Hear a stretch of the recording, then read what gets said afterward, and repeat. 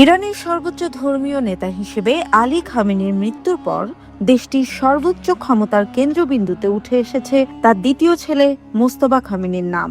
যদিও এখনো আনুষ্ঠানিকভাবে তার নিয়োগের ঘোষণা আসেনি, তবুও ইরানের ক্ষমতা কাঠামো, বিশেষ করে আইআরজিসির সমর্থন তাকে সম্ভাব্য উত্তরসূরি হিসেবে শক্ত অবস্থানে রেখেছে। প্রশ্ন হচ্ছে, মোস্তফা খামেনি কি ভবিষ্যতের অস্থির ও চ্যালেঞ্জপূর্ণ সময়ে ইরানকে নেতৃত্ব দিতে পারবেন? কে এই মোস্তফা খামেনি? মোস্তফা খামেনি জন্মগ্রহণ করেন 1969 সালে। উচ্চ মাধ্যমিক শেষ করার পর তিনি ধর্মতত্ত্বে পড়াশোনা করেন এবং কুমেশিয়া ধর্মীয় শিক্ষা কেন্দ্রে শিক্ষা গ্রহণ করেন। 2022 সালে তাকে আয়াতুল্লাহ উপাধি দেওয়া হয়, যা ইরানের সর্বোচ্চ নেতা হওয়ার জন্য গুরুত্বপূর্ণ ধর্মীয় মর্যাদা। যদিও তিনি কখনো নির্বাচিত রাজনৈতিক পদে ছিলেন না, দীর্ঘদিন ধরেই ইরানের ক্ষমতার অন্দরে তার প্রভাব রয়েছে। বিশেষ করে বাবার শাসনামলের শেষ এক দশকে তিনি গুরুত্বপূর্ণ বৈঠক, নীতি নির্ধারণী আলোচনা এবং বিভিন্ন রাজনৈতিক কর্মকাণ্ডে নিয়মিত অংশ নিয়েছেন। মোস্তফা খামেনির আনুষ্ঠানিক প্রশাসনিক অভিজ্ঞতা সীমিত হলেও অনানুষ্ঠানিক প্রভাব উল্লেখযোগ্য। 1980-র দশকে ইরান-ইরাক যুদ্ধে তিনি অংশ নেন। 1997 সালে নির্বাচনের পর রক্ষণশীল রাজনৈতিক পুনর্গঠনে সক্রিয় ভূমিকা পালন করেন। 2009 সালের বিতর্কিত প্রেসিডেন্ট নির্বাচনের পর বিক্ষোভ দমনে তার ভূমিকা ছিল বলে সংস্কারপন্থীদের অভিযোগ। রাষ্ট্রীয় গণমাধ্যম ও তার বাবার আর্থিক নেটওয়ার্ক পরিচালনায় গুরুত্বপূর্ণ ভূমিকা পালন করেছেন তিনি। এই অভিজ্ঞতা তাকে প্রশাসনিক দক্ষতার চেয়ে ক্ষমতার অন্তর্গত কৌশল বোঝায় বেশি পারদর্শী করেছে।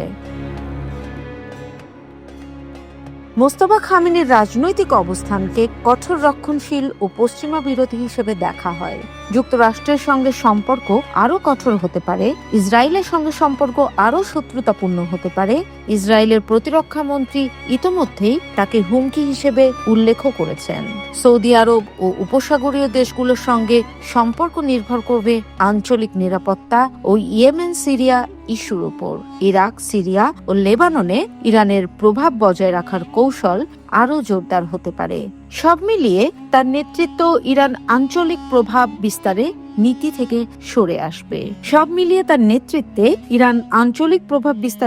থেকে সরে আসবে। এমন সম্ভাবনা কম।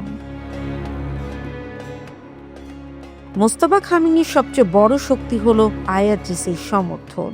আইআরজিসি ইরানের কেবল সামরিক শক্তিই নয়, অর্থনীতি, গোয়েন্দা কার্যক্রম এবং পররাষ্ট্রনীতিতেও প্রভাব বিস্তার করে। বিভিন্ন সূত্র অনুযায়ী মোস্তফা তাদের পছন্দের প্রার্থী। আইআরজিসির সমর্থন থাকলে ক্ষমতা ধরে রাখা সহজ হয়, তবে এতে সরকার আরও সামরিক কেন্দ্রিক এবং কঠোর হতে পারে। এখন প্রশ্ন হচ্ছে, তিনি কি এই নেতৃত্বের ভার নিতে পারবেন? ইরান বর্তমানে অর্থনৈতিক মন্দা, আন্তর্জাতিক নিষেধাজ্ঞা, আঞ্চলিক উত্তেজনা এবং আভ্যন্তরীণ অসন্তোষের মধ্যে রয়েছে। এই পরিস্থিতিতে মোস্তফা খামেনি যদি সর্বোচ্চ নেতা হন, তাহলে তিনি সম্ভবত তার বাবার কঠোর নীতির ধারাবাহিকতাই বজায় রাখবেন। তবে দীর্ঘমেয়াদে দেশের তরুণ প্রজন্মের প্রত্যাশা, অর্থনৈতিক বাস্তবতা এবং আন্তর্জাতিক কূটনৈতিক চাপ, এই তিনটি বিষয় তার নেতৃত্বের স্থায়িত্ব নির্ধারণ করবে। মোস্তফা খামেনি নেতৃত্ব দিতে পারবেন কিনা তা কেবল তার ব্যক্তিগত সক্ষমতার উপর নির্ভর করছে না, বরং নির্ভর করছে ইরানের ক্ষমতার ভারসাম্য, সামরিক সমর্থন, অর্থনৈতিক পরিস্থিতি এবং আন্তর্জাতিক সম্পর্কের উপর।